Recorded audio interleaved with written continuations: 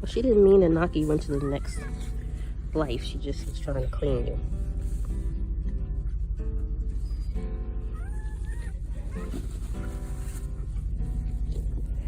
Oh, okay.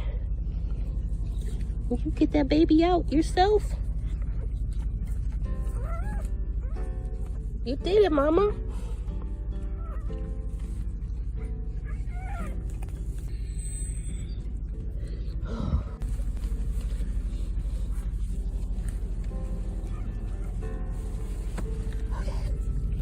Where's your baby at? He's on the floor.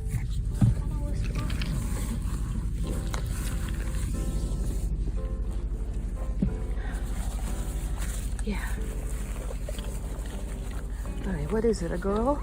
This one's smaller. Let me see. It's a boy. It's a black boy. He's got some congestion. I need to squeeze it out.